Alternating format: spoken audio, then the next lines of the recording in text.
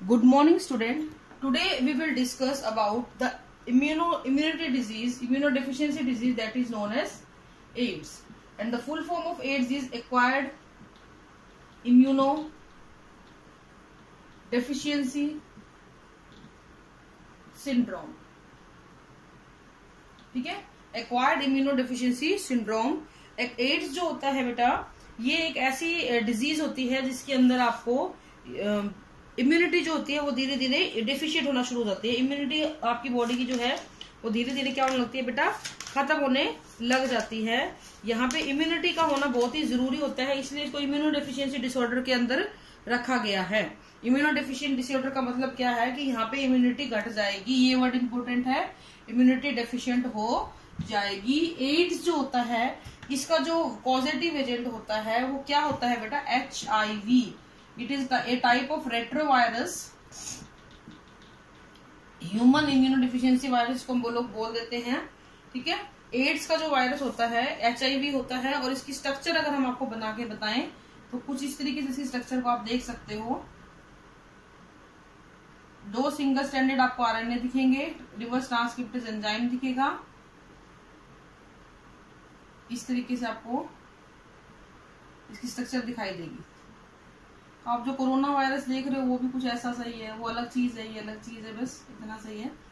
तो इस तरीके से ये आपको देखने को मिलता है, जिसमें आपकी ये वाली जो लेयर है ये लिपिड मेम्ब्रेन होती है। ठीक है, सबसे बाहर ये जो है ये गोल से जो स्पाइक्स बनाए हुए हैं, these are the glycoproteinaceous spike.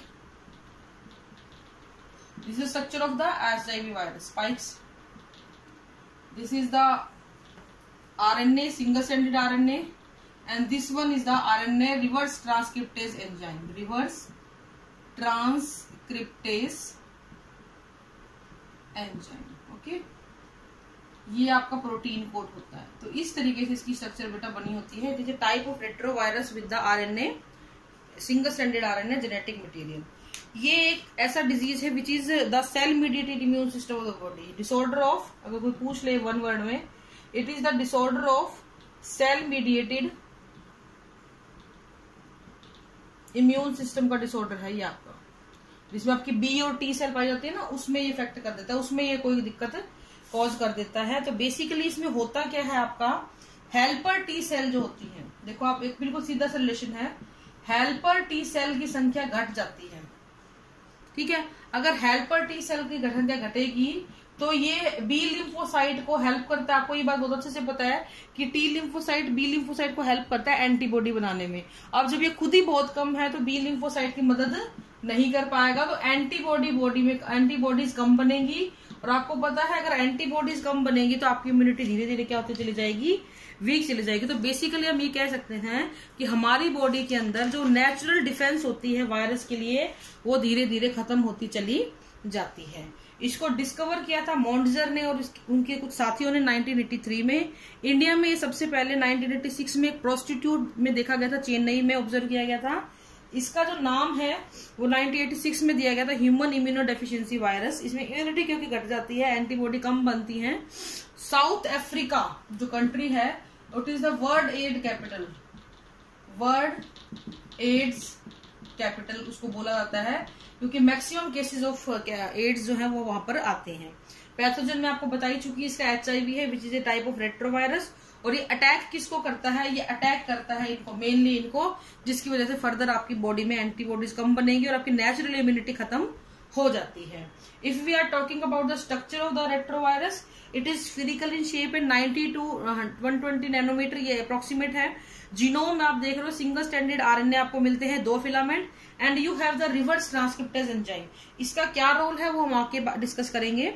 Now it's mode of action, कैसे ये आपकी बॉडी को अफेक्ट करता है, कैसे ये बॉडी में एंटर करता है, तो वो भी हम बात करेंगे ट्रांसमिशन की। पहले इसका मोड ऑफ एक्शन करेंगे क्योंकि वो पेपर में पूछा जाता है किस प्रकार से इसका मोड ऑफ एक्शन होता है। तो सबसे पहले वायरस जो है किसी भी तरीके से आपकी बॉडी में एंटर कर गया। ठीक है, जैसे ही आपकी बॉडी में एंटर करता है ये सबसे पहले आपकी मैक्रोफेज सेल के पास जाता है। मैक्रोफेज सेल के अंदर जाके ये अपने आप का जो वायरल RNA था, इसका जो खुद का वायरल RNA था उसको रिवर्स ट्रांसक्रिप्टेज एंजाइम, देखो मैंने बताया था ना इसके पास रिवर्स ट्रांसक्रिप्टेज एंजाइम होता है, उसकी मदद से अपने आरएनए को डीएनए में कन्वर्ट करता है। तो ये बात आपको पता है कि ट्रांसक्रिप्शन का मतलब होता है डीएनए से आरएनए बनना। अब आरएनए से अगर डीएनए बनेगा तो उसके लिए जो एंजाइम है उसका नाम क्या होगा, रिवर्स ट्रांसक्रिप्टेज, यानी ट्रांसक्रिप्शन से उल्टा काम हो रहा है, आरएनए से डीएनए बन गया। अब ये जो वायरल डीएनए है ये इस होस्ट जिसकी बॉडी के अंदर ये आया है उस होस्ट डीएनए के साथ जाके अपने आप को अटैच कर लेता है, और मैक्रोफेज जो होती है आपकी जिस सेल के अंदर ये काम हो रहा है सारा, मैक्रोफेज ये एक पूरी की पूरी फैक्ट्री बन जाती है वायरस की। इसमें बहुत सारे एचआईवी वायरस, क्योंकि जैसे जैसे ये होस्ट का डीएनए रेप्लिकेट करेगा इसके साथ साथ ये वायरस का डीएनए भी अपने आप को रेप्लिकेट करता चला जाता है। तो इस प्रकार से बहुत सारे मैक्रोफेज के द्वारा वायरस बनाए जाते हैं। अब ये जो एचआईवी वायरस होते हैं ये इन सेल से बाहर निकलते हैं। एचआईवी जो वायरस है सेल से बाहर निकलेगा क्योंकि होस्ट की मशीनरी यूज कर रहा है। अब ये क्या करेगा बेटा, अब ये सीधा जाएगा हेल्पर टी सेल के पास और वहां जाके भी अपनी संख्या बढ़ाएगा, अपने आप को रेप्लिकेट करेगा और बहुत सारे और वायरसेस को प्रोड्यूस करेगा। और जैसे जैसे इसकी संख्या बढ़ती चली जाएगी, टी सेल डैमेज होती चली जाएंगी, पर्सन को हल्का हल्का बुखार लगेगा, भूख कम हो जाएगी, लॉस ऑफ एपेटाइट हो जाएगा, वजन घटना शुरू हो जाएगा, और इससे पता लगेगा कि आपकी हेल्पर टी सेल डिक्रीज हो रही है और फाइनली आपकी इम्यूनिटी घट गई है। तो बेसिकली दो main cell, macrophage and helper T cell. हालांकि मैक्रोफेज की वजह से कोई नुकसान नहीं होता है, लेकिन हेल्पर टी को जब ये इफेक्ट करता है तो नुकसान होना शुरू हो जाता है। Now it's mode of transmission, ये आप छोटी क्लासेस से पढ़ते आ रहे हो, एड्स फैलता कैसे है। तो सबसे पहला तरीका अनप्रोटेक्टेड सेक्स। अगर कोई भी इंसान अनप्रोटेक्टेड सेक्स करता है तो उसकी वजह से ये फैल सकता है। अगर कोई भी इंसान पॉलीगैमी है, पॉलीगैमस बिहेवियर शो करता है, यानी एक से ज्यादा पार्टनर को रखता है सेक्सुअल इंटरकोर्स के लिए, तो ये डिजीज फैल सकती है। ठीक है, इसके अलावा किसी का कंटेमिनेटेड ब्लड ट्रांसफ्यूजन हो गया, कंटेमिनेटेड ब्लड ट्रांसफ्यूजन कर लिया तो ये डिजीज फैल सकती है। ठीक है, किसी के इन्फेक्टेड नीडल और सिरिंज यूज कर लिए तो ये फैल सकती है। किसी का इन्फेक्टेड टिश्यू ऑर्गन ट्रांसप्लांट कर दिया गया तो ये डिजीज फैल सकती है। मदर से अगर मदर कंटेमिनेटेड है तो उससे उसके बच्चे को फैल सकती है, मदर टू चाइल्ड ही फैल सकती है। ठीक है, इसके अलावा आर्टिफिशियल इंसेमिनेशन के चांस में भी बहुत ज्यादा चांसेस होते हैं कि इसके फैलने के। तो इस प्रकार से देयर आर वेरियस मोड जिसके द्वारा ये डिजीज एक इंसान से दूसरे इंसान में जा सकती है। और the most common ways are contaminated needles, क्योंकि जो लोग ड्रग्स लेते हैं, जो लोग मतलब नशा वगैरह करते हैं, they use a common syringe for injecting the drugs in the body. तो एक इंसान लगाएगा, फिर वही दूसरा लगा लेगा, वही तीसरा लगा लेगा, तो इस तरीके से ये डिजीज स्प्रेड करने का काम कर देती है।